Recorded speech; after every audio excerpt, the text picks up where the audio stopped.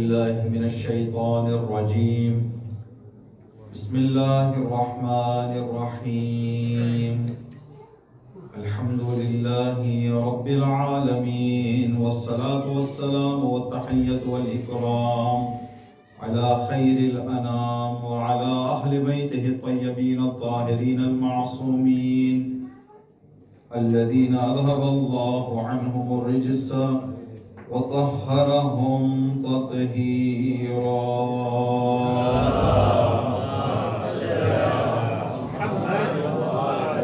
رب اشرح لي صدري ويسر لي أمري واحلل عقدة من لساني يفقهوا قولي، واعمر اللهم به بلادك وأحيي به عبادك فإنك كسبت أيدي الناس.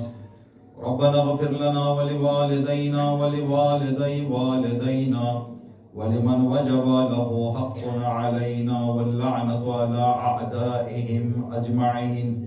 أما بعد، ورد في زيارة العاشوراء وأسأل الله الذي أكرم مقامك وأكرمني بك أن يرزقني طلب ثارك مع إمام منصور من أهل بيت محمد صلى الله عليه وآله صلوات.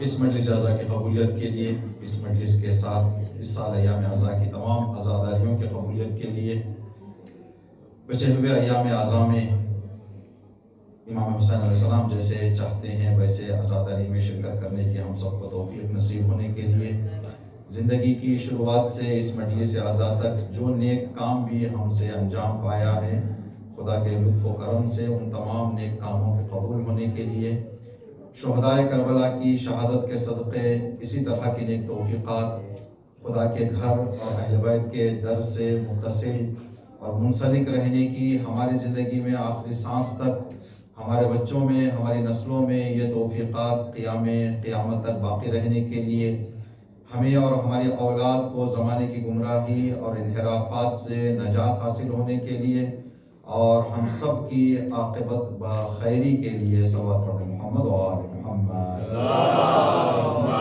صلی علی محمد و آل محمد. دنیا میں جہاں کہیں پر بھی آزاداران امام مظلوم، عاشقان امام حسین،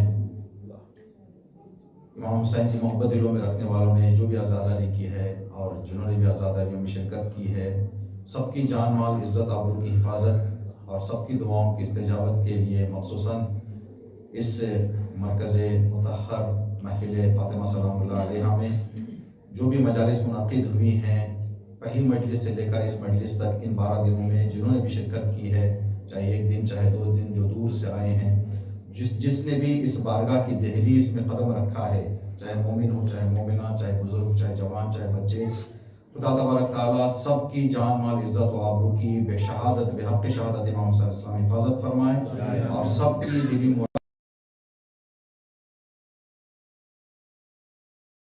بارہویں امام کی سلامت. موضوع ہمارا عاشور سے ظہور تک ہے اور یہ اس سلسلے کی آخری مجلس ہے. جیسے کہ شکریہ ایک رسم ہے ہمارے درمیان جو ہر جگہ یہ ہوتا ہے، لیکن اگر ہم اس پر تھوڑا سا غور کریں، جو مہمان ہوتے ہیں ان کا شکریہ بجا لایا جاتا ہے. ہم سب حسین کے نوکر ہیں،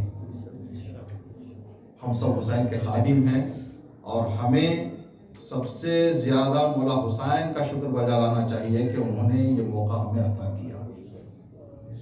یہ توفیق ہمیں اللہ تبارک تعالیٰ نے عنایت فرمائی، اس کا بڑا احسان ہے. ابھی شروعات میں مجلس کے ہم بھی اپنے حصے کا شکریہ اب تمام مومنین، مینجمنٹ، بزرگ جنہوں نے اپنے عمر کا بزرگی کے ہوتے ہوئے بھی ہمیں عزت سے نوازا، احترام سے نوازا. خدا رضا حسین صاحب کو صحت اور سلامتی عطا کرے انشاءاللہ. جب بھی ہم ان سے مصافحہ کرنے کے لیے جاتے ہیں تو ان کے زبان سے جملہ رہتا کہ معاف کیجیے میں کھڑا نہیں ہو سکتا. ٹھیک ہے، شاید یہ اس دور کے بزرگوں کے درمیان جو احترام ہے، آج ہماری نئی نسل کے درمیان یہ اس طرح کی ایک تڑپ کہ کسی بزرگ کا، چاہے عمر میں ہو چاہے مقام میں ہو، کوئی ہمارے سامنے آ جائے تو ان سب سے عاجزانہ اقبال صاحب، ڈاکٹر صاحب اور دیگر جو بزرگ ہمارے بیٹھے ہوئے ہیں جن کا نام ہمیں شاید پتہ نہیں ہے، آپ سب سے گزارش ہے کہ جوانوں کی ترقی کے لیے، جوانوں کی کامیابی کے لیے، جوانوں کی نیک راستے پر باقی رہنے کے لیے آپ حضرات دعائیں کریں، اس لیے کہ آپ لوگوں کی جو خدمت گزار ہیں، جو اس راہ میں بڑھ چڑھ کر حصہ لیتے ہیں، آپ کی دعائیں ضرور مستجاب ہیں، اور بزرگوں کی دعائیں جوانوں کے لیے بہت ضروری ہیں۔ ہم خدا کی بارگاہ میں بس اتنا عرض کریں گے، یہ سب مجالسیں جو ہیں، آج ہم سوچ رہے تھے کہ کچھ معروضات جو آخری مجلس کے حوالے سے آپ کی خدمت میں عرض کرنا ہے، شاید ہم اس ممبر سے راضی ہو جائیں، آپ اس ممبر سے راضی ہو جائیں، 12 دن سے آپ راضی، ہم راضی، اگر بیوی نہیں راضی تو کچھ فائدہ نہیں۔ اگر کوئی راضی نہ رہے، مولا امام حسین علیہ السلام کا دعائے عرفہ میں جملہ ہے، پوری دعائے عرفہ پڑھنے کے بعد آخر میں امام حسین آ کے فرماتے ہیں کہ خدایا اب آخر میں تجھ سے وہ دعا مانگنے جا رہا ہوں، اگر یہ دعا تو نے قبول کر لی اور یہ دعا قبول کر کے میری ساری دوسری مانگوں کو تو نے انکار بھی کر دیا تو حسین کے لیے کوئی نقصان نہیں ہے، اور اگر یہ دعا قبول نہ کر کے میں نے جو کچھ مانگا وہ سب تو نے دے دیا تو میرا کچھ فائدہ نہیں ہے۔ امام نے آخر میں فرمایا پروردگارا یہ ساری دعاؤں کا جو میں معاصر تجھ سے طلب کر رہا ہوں، مجھے جہنم کی آگ سے نجات دے دے۔ تو ہم یہاں پر کہیں گے کہ ہاتھ جوڑ کر اگر سارے عزادار راضی، ساری مینجمنٹ، سارے سب کچھ راضی رہیں، اگر بیوی راضی نہ ہو تو پھر انسان کے لیے جو حاصل کرنا تھا وہ نہیں ہے۔ اگر ہو سکتا ہے چھوٹی موٹی باتوں سے ہمارا کوئی واقعہ، کوئی جملہ، کوئی بات ناپسند ہو، لیکن بیوی اگر راضی ہو جائیں کسی کام سے اس مجلس کے، تو ہماری مجلسیں، ہمارا یہ عشرہ، ہمارا یہ محرم کامیاب ہی کامیاب رہے گا انشاءاللہ۔ بیوی کی مرضی ہمارے اس عشرے پر اور ہمارے ان مجالس پر موجود ہو، اور انشاءاللہ بیوی کے نگاہ کرم اور لطف کرم کے سائے یہ سلسلہ امام زمانہ کی ظہور تک قائم اور دائم رہے۔ صلوات رب محمد و آل محمد۔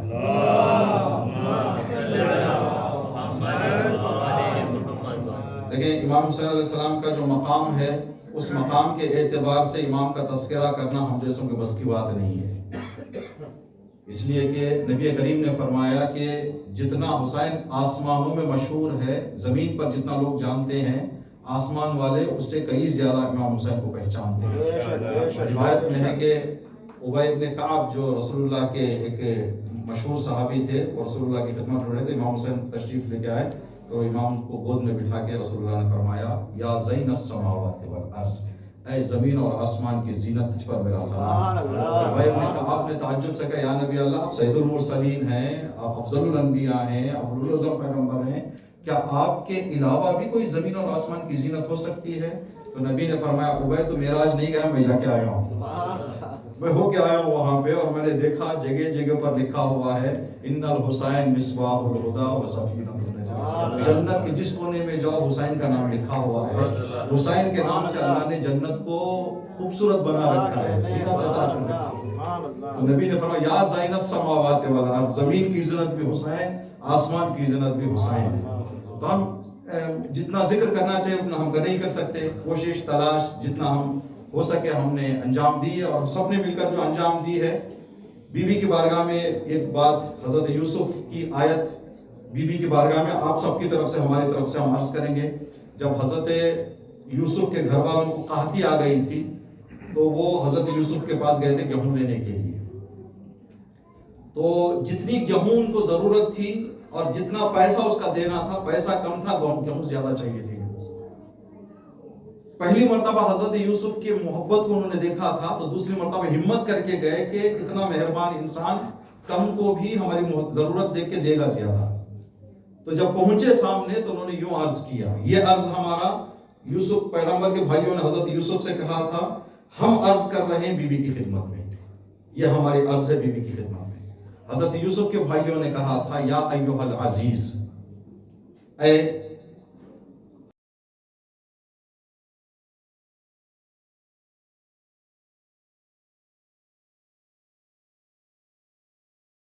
المزجات، ہم چھوٹا سا پیسہ لے کے آئے، مختصر سا پیسہ لے کے آئے ہیں، فَأَوْفِ لَنَا الْكَيْلَ، آپ ہمارے پیسے کو نہ دیکھیں، اپنے دل کو دیکھ کر ہمیں عطا کر دیں، آپ اپنے کرم کے مطابق ہمیں عطا کر دیں، وَتَصَدَّقْ عَلَيْنَا، اور ہمیں جتنا زیادہ ہو سکتا ہے اتنا عطا کریں، ان اللہ یجزی المتصدقین، خدا خیرات کرنے والوں کو، نیکی کرنے والوں کو زیادہ عطا کرتا ہے۔ ہم کہیں گے بی بی ہم 2 آنسو لے کر آپ کی بارگاہ میں آئے تھے، آپ ہماری 2 آنسوؤں کو نہ دیکھیں، ہم امام حسین علیہ السلام کی شفاعت چاہتے ہیں، ہم آپ کی شفاعت چاہتے ہیں۔ بی بی ہماری اس مختصر سی جو کوشش ہے، یہ ہماری کوشش ناچیز ہے اور ہماری مانگ بہت بڑی ہے، اور آپ فخر یوسف آپ کا گھرانہ ہے، تو بی بی ہمیں بھی آپ ہماری بضاعت کو نہ دیکھیں، ہمارے معرفت کو نہ دیکھیں، ہمارے علم کو نہ دیکھیں، بلکہ جو آپ ہمارے لیے بہتر سمجھتے ہیں اس کو ہمیں انشاءاللہ عطا فرمائیں۔ ایک واقعہ جو ہمیشہ ہم عرض کر رہے ہیں، انشاءاللہ اگر اس دوران جنہوں نے بھی جو بھی خدمت کی ہے عزاداری کی، خدا تبارک تعالیٰ سب کی خدمت کو، بچے سے لے کر جنہوں نے بھی جو مشہور ہمارے یہاں جملہ کہا جاتا ہے، دامے درہمے سخنے، جس نے بھی کچھ بھی اس مجالس کے لیے حصہ لیا ہے، خدا تبارک تعالیٰ ان کو جزائے خیر عطا کرے، اور انشاءاللہ کہ امام حسین علیہ السلام کی شفاعت نصیب ہو انشاءاللہ۔ اسی حوالے سے اس کی قدر اور اس کی جو ہے قدر کے حوالے سے ہم عزاداری کی جو عرض کر رہے ہیں، یہ واقعہ ہم نے شاید 5 محرم سے شروع سوچا تھا، آج کہنا ہے، وہ دوسرا ٹلتا گیا، آج ہم نے کہا کہ اس کو بتا ہی دینا ہے۔ یہ واقعہ آخری مجلس بھی ہے اور تقریباً جڑا ہوا ہے مسئلہ آج کے اس سے۔ بی بی شتیتا کا نام سنا حضرات نے؟ بی بی شتیتا نیشا پور کے اطراف ایک گاؤں کی رہنے والی خاتون، ضعیفہ، اور کام ان کا کپڑا گوندنا، ٹوپیاں کپڑا گوند کے سیل کرتی تھی، لاوارث تھی، کوئی بچے نہیں تھے، کوئی کچھ اکیلا اپنا کاروبار کر کے وہ کمائی کرتی تھی۔ 7ویں امام کے دور میں 7ویں امام نے الگ الگ ملکوں میں، الگ الگ شہروں میں اپنے نمائندے رکھے تھے کہ اگر لوگ میرے سے کچھ سوال پوچھنا چاہیں تو ان سے رابطہ کریں، ان سے ملاقات کریں، یہ آپ کا پیغام مجھ تک پہنچائیں گے۔ اور امام نے ذمہ داری دی تھی کہ جس کے پاس بھی خمس کا پیسہ ہے، کفارے کا پیسہ ہے، جو بھی مالی عبادتیں ہیں، وہ ہمارے وکیل کے حوالے کریں، وہ 5 مہینے میں 4 مہینے میں ایک مدت میں ہمارے پاس آئیں گے، وہ ہمارے حوالے کر دیں گے۔ تو ایک تاریخ معین کر دی جاتی تھی وکیلوں کی طرف سے کہ ہم فلاں تاریخ کو امام کی خدمت میں پہنچ رہے ہیں، جس کا بھی کوئی بھی حصہ ہے وہ لا کے ہمارے حوالے کر دیں، ہم لے جا کے امام کو پہنچا دیں۔ اب خمس کی جب بات ہے تو بڑے بڑے بزنس مین، بڑے بڑے تاجر، بڑے بڑے زمیندار، بڑے بڑے جاگیردار لوگ آتے ہیں وہاں پر۔ تو کسی نے آ کے، آج کے زمانے کی مثال ہم آپ کی خدمت میں دے رہے ہیں جلدی سے، کسی نے 1 کروڑ روپیہ یہ میرے خمس کا پیسہ ہے، کسی نے 5 کروڑ روپے میرے خمس کا پیسہ ہے، سب اپنا اپنا پیسہ دے رہے تھے وہاں پر۔ تو اسی دوران بی بی شتیتا بھی آئی، جن کا خمس ہوا تھا آج کے دور میں 10 روپیہ ان کا خمس نکلا۔ انہوں نے آ کے وکیل سے کہا کہ یہ میرا خمس ہے، تو وکیل نے کہا کہ محترمہ یہ کروڑوں میں 10 کو کہاں رکھوں میں، یہ 50 لاکھ 30 لاکھ 40 لاکھ اماؤنٹ ہے میرے سامنے، یہ 10 روپے میں کہاں رکھوں، آپ رکھیں خرچہ کرنے میں، جا کے مولا کو بتا دوں گا کہ مومنہ نے دینا چاہا، میں نے انہی کے حوالے کر دیا، وکالت کا جو عہدہ ہوتا ہے اس کا فائدہ لیتی۔ تو بی بی شتیتا نے اس وکیل سے کہا کہ آپ شاید لینے میں شرم کرو گے، میرا مولا قبول کرنے میں شرم نہیں کرے۔ آپ کی ذمہ داری لے کے جواب، میرا پیسہ کم ہے صحیح، لیکن میرا مولا جانتا ہے وہ قبول کرنے میں یہ نہیں کرے گا، مولا لے لیں گے ہمارے اگر ان کو لینا ہے۔ تو وہ پیسہ لے کے چلے گئے، جانے کے بعد بھول گیا راستے میں وکیل، جا کے سارا پیسہ بولا یہ فلاں تاجر کا، یہ فلاں زمیندار کا، یہ فلاں کسان کا، فلاں اس فلاں سارا پیسہ امام لیتے گئے، سائڈ میں رکھتے گئے، لیتے گئے، سائڈ میں رکھتے گئے، لیتے گئے، سائڈ میں رکھتے گئے۔ خاموش بیٹھ گیا وکیل، تو امام نے فرمایا کہ وہ مومنہ کا پیسہ کہاں ہے، وہ مومنہ کا 10 روپیہ کہاں ہے؟ تو اس نے کہا مولا معافی چاہتا ہوں، میں کہیں پر رکھا تھا، میں ڈھونڈ کے دے۔ امام نے وہ پیسہ رکھ کے کہا کہ جب واپس جانا خراسان، یہ پیسہ سارا لے جا کے جن جن کا ان کو واپس کر دو۔ تو مولا وجہ کا اس میں حلال حرام مکس ہے، جو صرف پیور حلال ہوگا وہی ہم کو، اس میں حلال حرام مکس ہے، ہمیں یہ منظور نہیں ہے، لے جا کے واپس کریں۔ ٹھیک ہے، تو یہاں سے اس بات کو جو ہم نے واقعہ بتایا، یہاں سے قاعدہ ہم کو مل گیا ہے کہ اہل بیت علیہ السلام جو حلال پیسہ ہوتا ہے وہی لیتے ہیں. اگر مجلس میں کچھ کنٹریبیوشن کیا ہے تو خدا کا شکر کرے کہ حسین نے قبول کر لیا. حسین نے قبول کر لیا، ورنہ اہل بیت توفیق نہیں دیں گے، کہیں دوسری جگہ خرچہ کروا دیں گے. ذہن انسان کا بگڑ جائے گا. اگر سارے ضرورتوں سے ہٹ کر یہاں پر پیسہ دیا گیا ہے تو یہ آپ نے دیا نہیں ہے، حسین نے آپ کی جیب سے نکلوایا ہے کہ یہ مجھے چاہیے. اس لیے کہ ہم مولا کے غلام ہیں. اس لیے ڈاکٹر صاحب بیٹھے ہوئے ہیں، خدا ان کے جو ہے خدمت جو انجام دے رہے ہیں، خدا ان کا سایہ سلامت رکھے اور ان کی خدمت ہم کو قبول فرمائے. ہم نے کل ایک پیغام بھی دیا تھا، انشاءاللہ وہ پیغام پہنچائیں گے. اور ڈاکٹر صاحب سے پرسنل مل کے بھی ہم نے کہا، جب اقبال صاحب کی یہاں جو لنچ کا پروگرام تھا وہاں پر، کہ انشاءاللہ کوئی ایک بندہ ایسا تیار ہو جو آپ کی جگہ دے. دیکھیں دو چیزیں ہیں، ڈاکٹر صاحب بہتر جانتے ہیں، آپ حضرات بھی جانتے ہیں. ہم جو یہاں پر آئے نا، ہم آپ کو پین کلر دے سکتے، آپریشن نہیں کر سکتے. یہاں کے جو مسائل ہیں نا اس کو آپریشن ہم نہیں کر سکتے، اس لیے بیماری پتہ نہیں مجھے. سب کچھ اچھا لگ رہا ہے، خدا کرے خدا کے صدقے میں، امام حسین کے صدقے میں اسی طرح سے.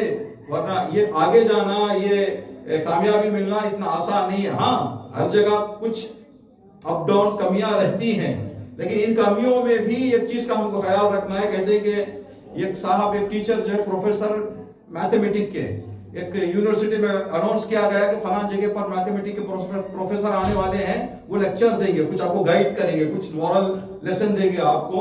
تو سارے لڑکے بیٹھے ہوئے تھے سننے کے لیے. تو انہوں نے آ کے کہا کہ دیکھیں میں بہت سمپل ایک فارمولا آپ کو بتانا چاہتا ہوں. بورڈ پہ انہوں نے 9 کا ٹیبل لکھا، 9 کا ٹیبل، 9 ملٹیپل 1 9، 9 ملٹیپل 2. وہ 9واں جو نمبر تھا وہاں پر انہوں نے غلط لکھ دیا. 9 ملٹیپل 9، 81 کی جگہ انہوں نے لکھ دیا 85. 81 کی جگہ لکھ دیا 85. اور آخر میں لکھ دیا 9 10، 9 ملٹیپل انٹو 10 90. جب یہ لکھ دیا تو سارے ایک دوسرے کو اشارہ کر کے ہنسنے لگے. یہ لوگ بھی پروفیسر کہہ رہے تھے، یہ میتھمیٹک ایکسپرٹ کہہ رہے تھے، 9 کا ٹیبل نہیں آتا ان کو اور آ گئے ہیں یہ فلاں فلاں. جب وہ لڑکے آپس میں بات کرنے لگے نا تو انہوں نے کہا کہ بیٹا میں نے جان بوجھ کر غلط لکھا ہے. وہ میں نے اسی لیے جو آپ نے آپس میں گفتگو شروع کی نا، میں نے جان بوجھ کے غلط لکھا. کہتے کو یہ 10 میں 9 صحیح تھے، یہ غلط تھا. تم نے 9 صحیح پر نگاہ نہیں کی، ایک غلط پر تم نے اتنا بات کرنا شروع کر دیا. تو ہر جگہ جہاں پر بھی پروگرام ہوتا ہے نا، 9 اچھی چیزیں ہوتی ہیں، ان 9 اچھی چیزوں پر انسان نہیں جاتی نگاہ. ایک خامی ہو جائے، ایک خطائی ہو جائے تو ہم یہ عرض کرتے ہیں. دیکھیں 2 بھائی اگر مل کر اپنے بابا کا چہلم کر رہے ہیں تو بھائی بھائی آپس میں نہیں لڑیں گے کم ہے وہ زیادہ ہے، آپس میں مل کر کہیں گے کہ کس طرح سے اس کمی کو دور کرے. باہر کا جو آئے گا نا وہ اعتراض کرے گا. ہم نے مجلس پر اگر اعتراض کر دیا تو اعلان کر رہے ہیں ہم باہر کے ہیں، اندر کے نہیں ہیں. لیکن اندر کو تو اعتراض نہیں، مشکل حل کرنے کی بات ہوگی. مشکل کو لے جا کے باہر اپنے کام سے یہ اعلان کیا ہے کہ ہمارا تعلق حسین سے پرایا ہے. اگر اپنا ہوتا تو یہ کام ہم نہ کرتے. ٹھیک ہے، تو بی بی شتیتا کا وہ پیسہ امام نے قبول کر لیا. اب یہاں پر ہم جب بھی یہ واقعہ پڑھتے ہیں تو ایک بات عرض کرتے ہیں، آپ سوال کا جواب دیں. پیسے کی ویلیو زیادہ ہے یا وقت کی؟ وقت کی. اس لیے کہ وقت ہوگا تو انسان پیسہ کما سکتا ہے. پیسے کی ویلیو وقت کی ویلیو سے کم ہے. کل تبرک جب لے رہے تھے وہاں پر ہم نے عرض کیا، بہت پیارا جملہ کہا گیا ہے کہ پیسہ جتنا بھی آدمی کما لے، پیسے سے گھڑی خرید سکتا، ٹائم نہیں خرید سکتا. پیسے سے بستر تو خرید سکتے ہیں، نیند نہیں خرید سکتے. پیسے سے بڑا گھر تو ہم خرید سکتے ہیں، سکون نہیں خرید سکتے. سکون چاہیے، آرام چاہیے تو یہاں پر ملے گا، یہاں پر ملے گا انسان کو سکون. تو پیسے سے زیادہ ویلیو ہے وقت کی. اگر 2 گھنٹہ امام حسین نے ہمارا لیا ہے تو مطلب ہمارے ٹائم میں امام حسین نے کچھ پاکی دیکھی ہے کہ لے لیا ہے. اگر کوئی مجلس میں جان بوجھ کر ارادہ کر کے نہیں آ رہا ہے تو اس کو دیکھنا چاہیے کہ میرے وقت میں وہ کیا حرام مل گیا جس کی وجہ سے حسین نے میرے وقت کو لینے سے انکار کر دیا ہے. اہل بیت کا ایک قاعدہ ہے کہ اہل بیت حلال کو لیتے ہیں. یہ بھی جناب بی بی شتیتا کا جب یہ آپ وہ 10 روپیہ بھیجا تھا انہوں نے، تو ہاتھ کا گوندا ہوا ہے کپڑا بھی بھیج کے کہا تھا کہ یہ 7ویں امام کے حوالے کر کے کہہ دینا کہ امام اس لباس کو اپنے کفن میں رکھ لیں. اور امام نے اپنی ابا وکیل کو دے کر کہا کہ جب واپس نیشاپور جانا، ڈیٹ بتایا، فلاں ڈیٹ پر ان کو بتا دینا کہ آپ کا انتقال ہو جائے گا، جب آپ کا انتقال ہو جائے تو اپنے کفن میں میری رضا رکھ لیں. یہ جب امام چاہتے ہیں، الحمدللہ اگر ہم مجلس میں آئے ہیں تو امام نے کچھ ایسا دیکھا ہے جس کی وجہ سے ہمیں موقع آتا ہوا، اگر کچھ ہم نے خرچہ بھی کیا ہے تو اہل بیت نے ہمارے پیسے کو، ہماری کمائی کو اس قابل سمجھا کہ ہمیں اس راستے میں خرچہ کرنے کا موقع عنایت ہوا. انشاءاللہ یہ توفیق جس طرح سے بھی مومنین نے انجام دی ہے خدا قبول کرے، اور اسی طرح سے سلسلہ ہمارے نسلوں میں باقی رہے. صلوات پڑھیں محمد و آل محمد.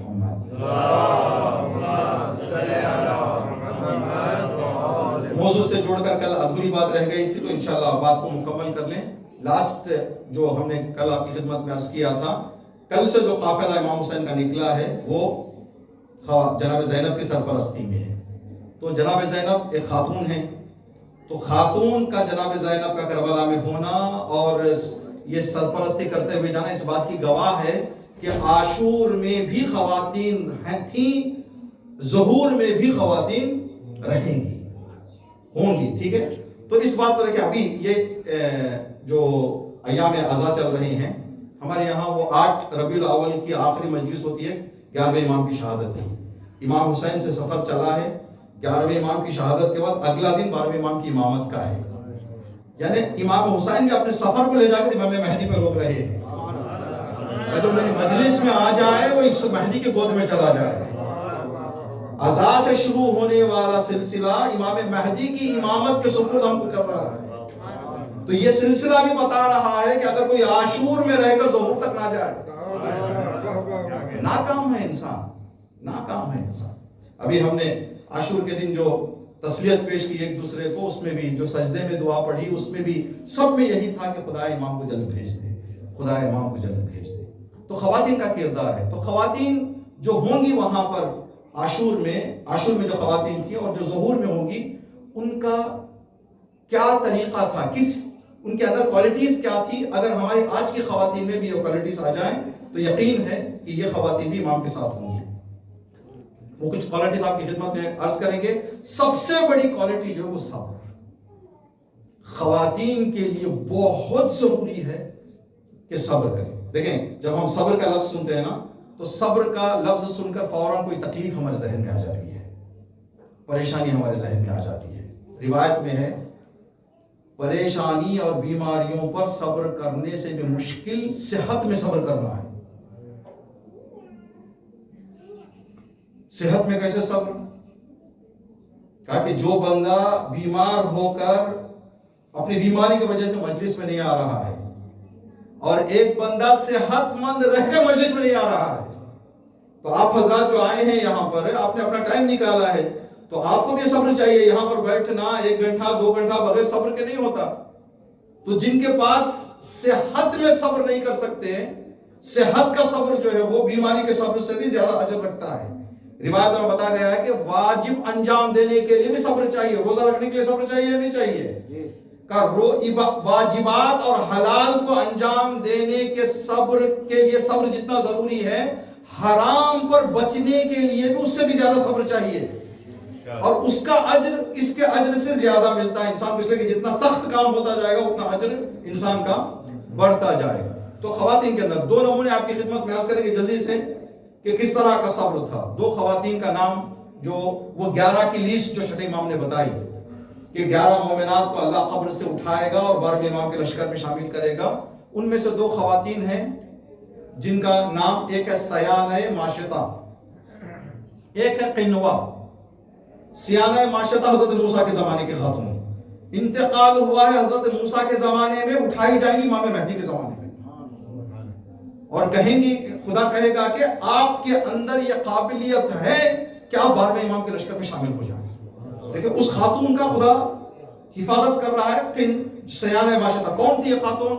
یہ خاتون فرعون کے دربار میں کام کرنے والی. اس کی ڈیوٹی کیا تھی؟ فرعون کی بیٹی جب بھی باہر جانا چاہتی اس کے بال کنگھی کرے اس کو سنوارے، جو بھی اس کا کپڑا تھا، سارا کام اس کی ڈیوٹی یہ تھی کہ فرعون کی بیٹی کی دیکھ بھال کرے۔ حضرت موسیٰ وہیں پر رہتے تھے، حضرت موسیٰ کو چلتے پھرتے ان کے کاموں سے پہچان گئی کہ یہ کوئی اور عقیدہ رکھتا ہے، یہ فرعون والا عقیدہ نہیں ہے۔ تو حضرت موسیٰ کے نشانیوں سے پہچان کر انہوں نے اپنا ایمان بدل لیا اور حضرت موسیٰ پر ایمان لے آئی، کلمہ پڑھ لیا، چھپا کے رکھا، تقیہ میں تھی۔ فرعون کی بیٹی کی کنگھی کر رہی تھی، کنگھی زمین پر گر گئی۔ اب کنگھی اٹھانے کے لیے جب نیچے جھکی ہیں تو کہا بسم اللہ الرحمن الرحیم۔ فرعون کی بیٹی نے سوال کیا کہ یہ کس اللہ کو پکار رہی ہو؟ میرے بابا کا نام ہے، میرے بابا کو بلا رہی ہو؟ کہا نہیں، میں اس کو بلا رہا ہوں جس نے تیرے بابا کو پیدا کیا، جس نے تیرے بابا اور مجھے اور سب کو خلق کیا نا، اس اللہ کو بلا رہی، تیرے بابا کیسے میں نے کہا اچھا ہمارے دربار میں ہوتے تو میرے بابا کو اللہ نہیں مانتی؟ نہیں۔ خبر دی بابا کو، فرعون کو بلایا، کہا بابا یہ میرے آپ کو اللہ نہیں مانتی، میرے دربار میں رہتے ہوئے، میرے کام والی رہتے ہوئے تیرے اندر یہ جرات۔ تانبے کا ایک برتن بڑا سا، تیل اس کے اندر کھولایا گیا، گرم کیا گیا، 3 بچے تھے اس، تو اس نے کہا کہ میں نے جس کو اللہ مان لیا ہے، میرا وہی اللہ ہے، تجھے جو کرنا ہے کر لے۔ جو 9-10 سال کا بچہ تھا، ماں کی آنکھوں کے سامنے فرعون نے اس بچے کو تیل میں ڈال دیا۔ ماں دیکھتی رہی، بچہ تیل میں شہید ہو گیا۔ حالت کیا رہی ہوگی؟ کہا اب دوسرے بچے کی گردن پکڑ کے رہو، مجھے اللہ مانو گی؟ نہیں، ڈال دیا دوسرے کو۔ تیسرے کو، جو ماں کی گود میں تھا بچہ، تقریباً 9-10 مہینے کا، اب اس کو اٹھانے کے لیے ماں کا دل کام گیا، یہ بچے کو جو ہے جو گود میں ہے۔ ابھی یہ سوچ رہی تھی کہ کیا کروں، کہہ دوں مجبوری میں، نہ کہوں۔ اللہ نے بچے کو بولنے کی طاقت دے دی، کہا اماں 2 بھائیوں کی شہادت پر صبر کرنے والی میری شہادت پر بھی صبر کر لیں۔ اس ماں کی گود میں موجود بچے کو بھی ڈال دیا۔ بچے کو ڈالنے سے پہلے جناب سیانہ نے، معشطہ نے فرعون سے کہا کہ فرعون میری ایک درخواست پوری کر دے، وہ یہ ہے کہ جب مجھے بھی تو ڈال دے گا تیل میں، ہم سارے شہید ہو جائیں گے، سب کو ایک جگہ دفن کر، الگ الگ جگہ دفن نہ کر، بس اتنی گزارش۔ جب حضرت پیغمبر معراج پر گئے تو معراج پہ جانے کے بعد جبرائیل سے کہا جبرائیل میں بہت ہی خوبصورت، بہت ہی خوشبودار مجھے مہک آ رہی ہے، یہ کون سی ہے؟ کہا یا نبی اللہ یہ سیانہ کی قبر سے آ رہی ہے، یہ سیانہ معشطہ کے صبر کے نتیجے میں اللہ تبارک تعالیٰ نے، تو یہ صبر جو تھا یہاں پر، صبر اس درجے کا تھا تو امام مہدی کے لشکر میں شامل ہونے کی طاقت مل گئی۔ ایک اور خاتون قنوہ، جناب رشید ہجری کی یا ہجری کی جو ہے بیٹی، جناب رشید کو بلایا گیا معاویہ کے دربار میں، بلا کے اموی حکومت نے کہا کہ رشید علی کو برا کہو ورنہ تمہیں قتل کر دیں گے، کہا جو کرنا ہے کر، ہاتھ پیر کاٹ دیے، ہاتھ پیر کاٹ کے چھوڑ دیا۔ اب زخمی باپ کو گھوڑے پر لے کر جا رہی ہے، کہا بابا آپ کی ہمت پر سلام۔ بیٹی نے باپ سے، باپ نے پلٹ کے بیٹی تیرے صبر پہ سلام۔ کون بیٹی ہے جو باپ کی اس حالت میں دیکھ کر کہ بابا آپ نے کیوں کہہ دینا چاہیے تھا، کچھ ایسے جملے کہتی ہے، آپ نے کہا کہ بیٹی بابا میں اس حالت میں مجھے دیکھنا گوارا ہے۔ راستہ چلتے چلتے رشید نے کہا کہ بیٹی اعلان کرو کہ علی کے فضائل پڑھنا ہے مجھے۔ لوگ جمع ہو گئے، کہا جلدی سے کاغذ لاؤ، قلم لاؤ تاکہ میں علی کے فضائل بیان کروں۔ ابھی اس ہاتھ پیر کٹا ہوا، خون بہ رہا ہے، سواری پر بیٹھ کر رشید نے مولا کے فضائل بیان کرنے شروع کیا، حق بیان کرنا شروع کیا۔ پتا چلا حکومت کو، پھر لے کر گئے بیٹی کے سامنے، باپ کو شہید کر دیا جناب رشید کو۔ تو یہ جو صبر کیا ان کی بیٹی نے اور جو معرفت تھی، اس کا نتیجہ یہ ہوا کہ امام مہدی کے لشکر میں آئیں گے۔ تو 2 ایگزامپلز ہم نے دی ہیں۔ تو 2 چیزوں کا ہونا ضروری ہے۔ آج اگر ہماری ماؤں میں، بہنوں میں وہ 12ویں امام کے لشکر میں شامل ہونا چاہتی ہیں، چاہے وہ جو بھی نمبرز ہیں وہ خاص شخصیتوں میں آ جائیں یا ان کے زمرے میں آنے والوں میں آ جائیں، تو یہ کام کرنا پڑے، ایک معرفت اور دوسرا صبر۔ اگر یہ صبر ہوگا، اور 2 روایتیں ان کو سنیں، بڑی عجیب ہیں۔ نبی کریم نے فرمایا کہ آخری دور کی عورتیں صبر نہ ہونے کی وجہ سے اپنے گھر والوں کو مجبور کریں گی کہ جہاں سے بھی کما کے لاؤ، لیکن کما کے لاؤ. حلال حرام کی پابندی نہ رکھتے ہوئے بس ان کو چاہیے کہ گھر اچھا سا ہمارا ڈیکوریشن ہو جائے، ہماری خواہشات پوری ہو جائیں، چاہے شوہر حلال راستے سے لائے یا حرام. یہاں تک بتایا گیا کہ مجبور. روایتوں میں ہے کہ انسان اہمیت کو دیکھے، ویلیو دیکھے. ایک وقت ایسے ہو رہا ہے کہ ہمارے مال اور جان پر خطرہ آ گیا، تو اماموں نے ہمیں ہدایت دی، جان بچاؤ مال لوٹا دو، ختم چھوڑ دو مال، جان بچاؤ. اگر جان اور ایمان پر بات آ جائے تو ایمان بچاؤ، جان گنوا دو. یہاں پر جان کی پرواہ مت کرو.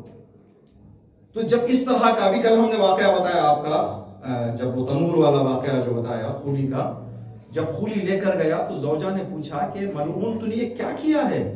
سب لوگ اپنے سفر جا کے اپنی بیوی بچوں کو مٹھائی لاتے ہیں، کچھ چیزیں لاتے، تو فاطمہ کے لال کا سر لایا ہے، تو شرم نہیں آتی تجھے؟ تو کہا کہ مجھے بہت پیسہ ملے گا.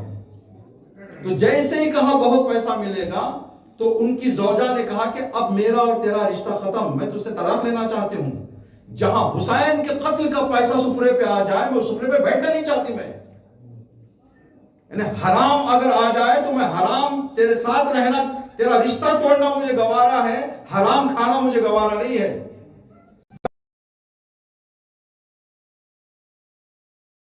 برداشت لوگوں میں اور خواتین میں مخصوصاً رہے گی، تب جا کر موقع ملے گا. جناب سلمان فارسی، جناب ابو ذر غفاری، شاید جی ابو ذر غفاری کا یہ واقعہ ہے. یہ ان کی چھوٹی بیٹی جو 4-5 سال کی تھی. علی مولا کائنات کے بڑے خاص صحابی ہیں جنہوں نے امام کے حکم پر قرآن کے زبر زیر لگائے ہیں. اب وہ اسود دعائلی کے گھر حکومت نے کچھ شہد پہنچا دیا. آج کے زمانے کا سویٹ کا ڈبہ سمجھے. اگر اس زمانے میں کوئی سویٹ کا ڈبہ بھیجنا ہوتا کسی کو، یا تو کھجور کا ڈبہ بھیجا جاتا، کھجور یا تو شہد. اب بچی تھی، جیسے بچے کو چاکلیٹ دے دیا جائے تو بچے تو نہیں دیکھیں گے کہ لانے والا دوست ہے، دشمن ہے، حلال ہے، حرام ہے، چاکلیٹ مل گیا وہ کھانا شروع کر دیں گے. اب وہ اسود دعائلی گھر میں ڈال کر منہ کے اپنے قریب لے جا رہی تھی. اب وہ اسود اندر آ گئی. بیٹی رک جاؤ. بیٹی نے ہاتھ روک لیا. یہ ڈبہ تو گھر میں نہیں تھا، کہاں سے آیا؟ کہا کہ بابا حکومت کے لوگوں نے لا کر تحفے کی شکل میں دے گئے ہیں. وہ انہوں نے بتایا کہ حکومت نے ہر گھر میں تحفہ پہنچایا یا آپ کے گھر میں تحفہ آیا ہے. تو کہا کہ بیٹی جا کے انگلی واش کرو، دھو لو، اس لیے کہ یہ شہد نہیں زہر ہے. بچی نے ڈبے کو دیکھا غور سے. بابا برانڈ بھی اوپر شہد لکھا ہوا ہے، وہ بھی شہد کی آ رہی ہے، شہد ہی ہے، آپ زہر کہہ رہے ہیں اس کو؟ تو امام نے فرمایا بیٹی زبان کے لیے شہد، ایمان کے لیے زہر ہے. حرام زبان کے لیے شہد لگے گا لیکن ایمان کے لیے زہر ہو جائے گا. بابا مجھے تھوڑا وضاحت کریں. کہا کہ بیٹی ہمارے دل میں جو علی ابن ابی طالب کی ولایت اور محبت ہے، اس کو کم کرنے اور ختم کرنے کے لیے حرام اندر پہنچانے کی سازش رچ رہے ہیں تاکہ مولا کی ولایت کم ہو جائے، ختم ہو جائے. تو 5 سال کی بچی دیکھیں معرفت کیا تھی، باپ نے کیا سمجھایا تھا. ایک شعر پڑھا بچی نے اس وقت جو آج بھی کتابوں میں موجود ہے. کہا اے اموی حکومت، تمہاری یہ بھول ہے کہ ہم مولا کائنات کی ولایت ہم چھوڑنے والے. یہ کیا چیز ہے؟ یہ جب حرام کو ٹھکرائیں گے تو وقت کے امام کی صحبت اور وقت کے امام کی نصرت کرنے کا موقع حاصل ہوگا. تو یہ چیزیں ہیں. جلدی سے لسٹ کربلا کے خواتین مومنات میں جو تھی اس کا عرض کر کے مسائل کی طرف آئیں.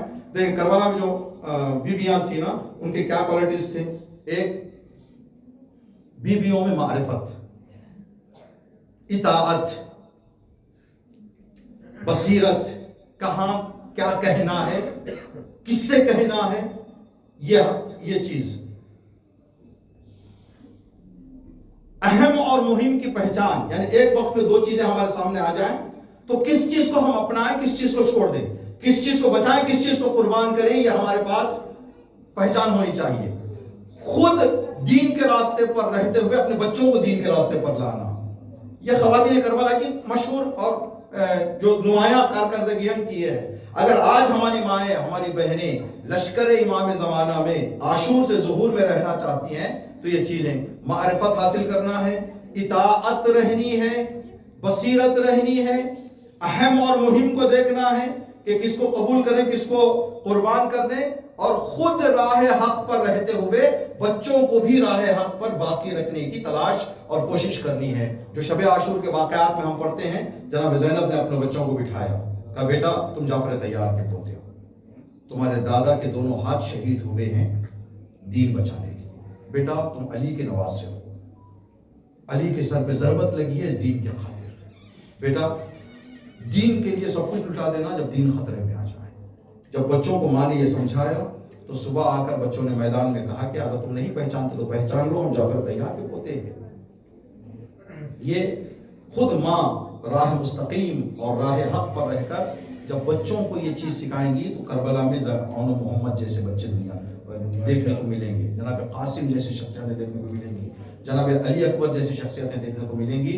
شہید کا جنازہ ابھی دفن ہونے والا ہے رہبر معظم کا، آپ حضرات کے لیے ان کا ایک جملہ، کسی نے کہا کہ آقا اگر اس دور میں جو موبائل ہے، میڈیا ہے، یہ سب بلائیں مصیبتیں آئی ہیں، ہم اپنے جوانوں کو کیسے راہ حق پر باقی رکھیں؟ تو انہوں نے شہید حججی کی مثال دے کر کہا کہ شہید حججی تو اسی دور کا بچہ تھا، شہید حججی جس نے جناب زینب کے روزے کی حفاظت کرتے ہوئے اپنی جان قربان کر دی، اور شہادت سے پہلے ایک وائس ریکارڈ اپنے بچے کے لیے بھیجا جو 1 سال کا تھا بچہ، بیٹا میں مر جاؤں گا تجھے میری موت کا احساس نہیں ہوگا، لیکن جب تجھے بڑا ہو کر یہ احساس ہو کہ میرا بابا نہیں ہے تو زوجہ سے کہا کہ یہ آڈیو اس وقت میرے بچے کو سنانا، کہا کہ بیٹا میں نے تیرا نام علی رکھا ہے تاکہ تو راہ علی پر چلے، اور بیٹا یہ خیال رکھنا کہ تیرے بابا نے دین کے لیے جان قربان کی ہے، کبھی زندگی دین کے خلاف نہ کرنا اگر تو بابا کا سچا چاہنے والا ہے۔ اس شہید کی ماں کہتی ہے کہ ایک دن مجھے رہبر نے کہا یہ کہ آج کے جوان کہتا ہے کہ میڈیا اور اس دور میں ہم اپنے آپ کو کیسے حرام سے بچائیں، تو انہوں نے ایگزامپل دی شہید حججی بھی اسی، اگر بندہ چاہے تو اس دور میں بچا سکتا ہے۔ ابھی جو ہم نے مثال دی سیانہ معاشرہ کی، فرعون کے دربار میں رہ کر ایمان بچا لیا اس نے، تو کوئی بہانہ نہیں کرتا کہ ماحول خراب ہے، اگر ماحول خراب ہوتا تو سیانہ ایمان نہ آتی، فرعون کے گھر سے بھی برا ماحول چاہیے کسی کو، لیکن اس نے خود ارادہ کیا، مومنہ بن گئی۔ اب نبی کے گھر کی زوجہ بن کر نبی کے گھر میں رہ کر بھی ارادہ نہیں کیا، مومنہ نہیں بنی، تو ہمارے اوپر ہے یہ۔ تو اس کی ماں کہتے شہید حججی کی کہ میرا بیٹا ایک مرتبہ امام رضا علیہ السلام کے روزے پہ لے کے گیا، مجھے زری پہ ہاتھ رکھ کے کہا کہ اماں میں ایک جملہ کہوں گا، اس میرے لیے امام سے دعا طلب کرے۔ کہا بیٹا بتاؤ، کہا آپ کو میری قسم جو میں دعا کروں گا اس کو آپ کو امام سے میرے لیے طلب کرنا ہے۔ دونوں ہاتھ ماں کہتے کہ میں نے امام کی جانب پر رکھ دی، تو کہا اماں دعا کرے راہ جناب زینب میں مجھے شہادت نصیب ہو۔ اب ماں کس کلیجے سے دعا کرے، یعنی بیٹے کی شہادت کی دعا امام رضا کے روزے پر لے جائے، بیٹے نے کہا کہ خدایا میرے بیٹے کی اگر کامیابی اس میں ہے تو امام رضا کے صدقے اس کو شہادت نصیب کر۔ ایسی دردناک شہادت ہوئی اس مظلوم کی، بدن ایران آیا، سر سیریا میں رہ گیا، بے سر بدن آیا تھا اس شہید کا، شہید حججی کا، جو 22-23 سال کا جوان تھا، جو بہت زیادہ مشہور ہے تو دنیا میں اس وقت 22-23 سال کا جوان، بدن ایران آیا اصفہان، اور سر جو ہے سیریا میں رہ گیا۔ یہ کس کا اثر ہے؟ ماں کا اثر۔ یہ کون ہے؟ یہ تربیت گھر کی۔ جب اس طرح سے ہوگی تو آج کے دور میں بھی ہم نہیں کہہ سکتے ماحول خراب ہے، اگر ہم خود چاہیں تو انشاءاللہ ہم راہ ہدایت پر آ سکتے ہیں۔ بس آج 12 محرم الحرام ہے، 12 محرم اہل بیت کے لیے کوفہ وارد ہونے کا دن ہے۔ آج اہل بیت کوفہ صبح داخل ہوئے ہیں۔ جب کوفے کا سفر شروع کیا کربلا سے تو رات میں نکلا قافلہ کربلا سے، جب کوفے کی سرحد پہ پہنچا تو اندھیرا تھا۔ جناب زینب نے امام سجاد سے فرمایا کہ بیٹا سجاد اللہ کا شکر ہے کہ اندھیرے میں ہم کو لے جایا جائے گا دربار میں، گلیوں سے گزارنے میں اندھیرے میں ہم کو نظر نہیں آئے گا۔ اعلان ہوا کہ قافلے کو کوفے کے دروازے پر روک دیا جائے تاکہ سورج طلوع ہو جائے۔ جیسے ہی یہ اعلان سنا، جناب زینب نے اپنا رخ کربلا کی طرف کر کے کہا کہ عباس میں کس دل سے اس آواز کو سنوں؟ جب میں کربلا پہنچی تھی تو ابھی تھوڑا تھوڑا اجالا غروب کا وقت تھا، تو تو نے اعلان کیا تھا کہ بی بی کے عماری کا پردہ ہٹایا نہ جائے تاکہ سورج غروب ہو جائے، میری زینب کربلا میں اترے تو کسی کی نگاہ زینب کے سائے تک کو نہ جائے۔ عباس آج دیکھ کربلا سے مجھے کوفہ لایا جا رہا ہے اور یہ اعلان ہو رہا ہے کہ سورج کے طلوع ہونے کا انتظار کیا جائے تاکہ زینب کے چہرے پر دنیا کی نگاہ پڑے۔ اللہ اکبر۔ جناب زینب ایک ایسے شہر میں آ رہی ہیں جہاں زینب 4 سال شہزادی رہ چکی ہے۔ دیکھیں ہمارے اور آپ کے ساتھ اگر کوئی حادثہ ہو جائے ایسی جگہ پر جہاں پر کوئی ہم کو جاننے پہچاننے والا نہیں ہے، ہم اپنے علاقے میں مثال دیتے ہیں، اللہ نہ کرے اگر کوئی بندہ اپنے بیٹی کو لے کر سڑک پہ جا رہا ہے ایسے علاقے میں جہاں پر اس کے جاننے پہچاننے والے ہیں، بیٹی موٹر بائک سے گر جائے تو آدمی غیرت سے وہاں پر مرنے کے لیے تیار ہو جائے گا کہ جاننے پہچاننے والوں کے سامنے۔ لیکن اگر ایک اجنبی شہر میں ہو تو اتنا انسان کو درد نہیں ہوتا، اس لیے کہ لوگ پہچاننے والے نہیں ہیں۔ زینب سلام اللہ علیہا جب کوفے میں داخل ہونا چاہ رہی تھی، امام سجاد فرماتے ہیں کہ میں نے دیکھا پھوپھی کا چہرہ بہت اداس ہو گیا ہے۔ میں نے کہا پھوپھی اماں کیا سوچ رہی ہیں آپ؟ کہا سجاد مجھے کوفے کے لوگ پہچانتے ہیں، سجاد کوفے کی خواتین کو میں نے قرآن پڑھایا ہے، کوفے کی خواتین مجھے پہچانتی ہیں، یہ پہچان جائیں گی سجاد مجھے۔ جناب زینب داخل ہونا چاہ رہے ہیں۔ جب 4 سال جناب زینب کوفے میں تھی تو ایک واقعہ ملتا ہے جو بڑا دردناک واقعہ ہے۔ کوفے کا ایک امام کا چاہنے والا جس کی بچی کچھ بیمار ہو گئی تھی، طبیبوں سے اس کا علاج نہیں ہو رہا تھا، تو امام کے بارگاہ میں لے کر آئے، امام علی کے بارگاہ میں لا کے کہنے لگے کہ مولا اب سارے ڈاکٹروں سے میں نے علاج کی کوشش کروا لی، نہیں ہو رہا ہے، اگر آپ کوئی دعا کر دیں اس بچی کے لیے تاکہ بچی صحت مند ہو جائے۔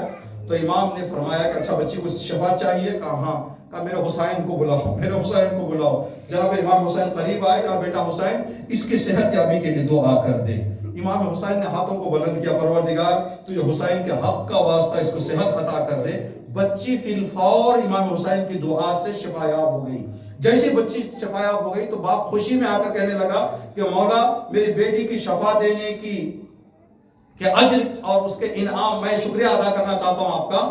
میں چاہتا ہوں کہ میری بچی کچھ دن آپ کی زینب کے غلام کنیز بن جائے، زینب کی خدمت کرے۔ 4 سال تک باپ نے بچی کو جناب زینب کے حوالے کر دیا تھا۔ بچی خدمت کیا کرتی تھی، جناب زینب کے ساتھ رہا کرتی تھی، مانوس ہو گئی تھی 4 سال۔ جب جناب امام علی کی شہادت کے بعد قافلہ جا رہا تھا واپس مدینہ، تو اس کا باپ آیا، جناب زینب اور امام حسن علیہ السلام کے بابا کے پاس لے کر گئے۔ جناب 4 سال آپ نے ہمارے گھر رکھا، الحمدللہ بچی نے اچھا ٹائم گزارا ہے، ہمارا بھی یہ شرف رہا کہ آپ کی بچی کے لیے یہاں پر ہمیں کچھ سکھائے، کچھ سیکھے اس ماحول میں۔ اب ہم مدینہ واپس جا رہے ہیں اپنے بچی کو رکھے۔ تو بچی نے رونا شروع کر دیا، کہا کہ میں زینب کے بغیر رہ نہیں سکتی، میرا انس ہو گیا ہے زینب سے، بابا میں زینب کے ساتھ جانا چاہتی ہوں، بابا میں زینب کے ساتھ جانا چاہتی ہوں۔ جب بہت زیادہ گریا کیا تو جناب زینب نے قریب آ کر کہا کہ بیٹی گریا مت کرو، میں ایک دن ضرور کوفہ آؤں گی اور تمہارے ساتھ میں تمہاری زیارت کروں گی، میں تمہیں اپنے دیدار کرواؤں گی، ایک دن کوفہ ضرور آؤں گی۔ جب بچی نے وعدہ سن لیا تو بچی نے کہا ٹھیک ہے جائیں، اور جب وعدہ دے رہے ہیں واپس آنے کا تو ضرور آئیں گے، اس لیے کہ اس گھرانے سے کبھی ہم نے جھوٹ نہیں دیکھا، جو بھی یہ گھرانے سے کا جملہ زبان سے نکلتا وہ ہوتا ہے۔ یہ کہہ کر بچی نے رخصت کر دیا۔ اب بچی بڑی ہوتی گئی، ہر دن یہ سوچ کر کہ میری زینب سلامت رہے صدقہ دیا کرتی تھی۔ کوفے کی گلیوں میں آتی، یہ صدقہ کیا کرنا ہے؟ دعا کر دے میری زینب سلامت رہے، میرا حسین سلامت رہے۔ سن 61 ہجری آ گئی، بچی بڑی ہو گئی جس کا نام ام حبیبہ تھا۔ قافلہ کوفے کے اندر داخل ہوا تو حسب معمول کھجور کچھ صدقے کے اس نے روانہ کیے اور جا کے کہا کہ جا کے سڑکوں پر جو بھی آئے ہیں مہمان، جو بھی مسافر، جو بھی اسیر، ان کو تقسیم کر کے کہو کہ دعا کر دیں کہ زینب سلامت رہے، دعا کریں کہ حسین سلامت رہے۔ جب وہ کھجور لے کر آئی، جناب سکینہ کے حوالے کیا تو جناب زینب نے کھجور لے کر واپس کر کے کہا کہ ہم سادات ہیں، سیدوں کو صدقہ نہیں دیا جاتا، ہم صدقہ استعمال نہیں کرتے۔ اب وہ کنیز ام حبیبہ کی کھجور واپس لے کر ام حبیبہ کے پاس چلی گئی، کہنے لگی کہ بی بی یہ کوئی قافلہ آیا ہے جو میں کھجور دینا چاہتی ہوں صدقے کے، تو کہتے صدقہ ہم پر حرام ہے۔ جیسے ام حبیبہ نے سنا چادر سر پہ ڈال کے باہر نکل گئی، جانتی تھی کہ سادات ہیں، سادات مدینے میں رہتے ہیں، سادات نبی کا گھرانہ ہوتا ہے۔ کہیں وہ کون خاتون ہے جس نے کہا کہ صدقہ حرام ہے؟ جناب زینب کا اس کی طرف اشارہ کیا، قریب آئیں، کہا کہ اے بی بی آپ نے صدقہ لینے سے حرام کر دیا. کہا ہے آپ کیا سادات کس گھرانے سے ہیں؟ کہا کہ آپ مدینہ جانتی ہیں؟ جی مدینہ جانتی ہوں، میرا وہاں پر نبی رہتا ہے، میرے نبی کا گھرانہ رہتا ہے. کہ قبیلہ بنی ہاشم کو جانتی ہو؟ کہا ہاں قبیلہ بنی ہاشم بھی جانتی ہوں میں. کہا قبیلہ بنی ہاشم میں علی کا گھر جانتی ہو؟ کہا میرے مولا ہے وہ یہاں، میرے مولا کی خدمت میں رہ چکی ہوں، میرے مولا کے گھر کی کنیزی میں نے کی ہے، میں جانتی ہوں میرے مولا کے گھرانے کو. کہا کہ زینب کو جیسے ہی زینب کا لفظ آیا تو ام حبیبہ نے کہا محترمہ آپ کون ہیں مجھے نہیں معلوم، اس بھرے مجمع میں زینب کا نام مت لینا، اس بھرے مجمع میں زینب کا نام مت لینا، اس لیے کہ میں دیکھ چکی ہوں کہ علی نے کتنے نازوں سے زینب کو پالا ہے. زینب کے پردے کا کیا حال تھا کوفے میں دیکھ چکی ہوں. مومنہ آپ زینب کا نام ملائے عام میں لوگوں کے سامنے نہ لیں. جناب زینب نے فرمایا اچھا اگر زینب کو دیکھو گے تو پہچان لو گی؟ کہا جی کیوں نہیں، میں ان کی کنیز رہ چکی ہوں، میں نے وقت بڑا گزارا ہے، میں پہچان لوں گی. جناب زینب نے اپنے بال ہٹائے کہ ام حبیبہ میں تیری زینب. جناب ام حبیبہ نے فوراً سوال کیا بی بی جہاں جہاں زینب ہوتی تھی وہاں وہاں حسین بھی ہوتے تھے، اگر آپ زینب ہیں تو حسین کہاں؟ جناب زینب نے اشارہ کیا ام حبیبہ وہ نوکے نیزہ پر میرا حسین. ام حبیبہ دوڑ کر گئی، کچھ چادریں لائی، ہائے فاطمہ کی بیٹی. جناب زینب اس درد بھرے مسئلے سے واقعے سے جب 2 قدم آگے بڑھی ہے تو جناب زینب کے کانوں میں آواز آئی السلام علیکی یا بنت امیر المؤمنین، اے علی کی بیٹی تجھ پر میرا سلام ہو. جناب زینب نے امام سجاد کی طرف نگاہ کی، بیٹا سجاد کون اتنے پیار بھرے لہجے میں مجھے سلام کر رہا ہے؟ کوفے میں تو کوئی اس وقت مجھے سلام کرنے والا نہیں. جناب امام سجاد نے فرمایا پھوپھی اماں وہ دارالامارہ کی چھت پر مسلم کا سر ہے جو ہماری غربت کو دیکھ کر مسلم غربت دور کرنے کے لیے ہمیں سلام کر رہے ہیں. زینب نے مسلم کے سر کو دیکھا، اے ہماری غربت دور کرنے والے مسلم تم نہیں تھے، میں نے اپنے آنکھوں سے حسین کی شہادت دیکھی، میں نے کربلا دیکھی. مسلم آپ کی بچی گھوڑوں کی ٹاپوں تلے شہید.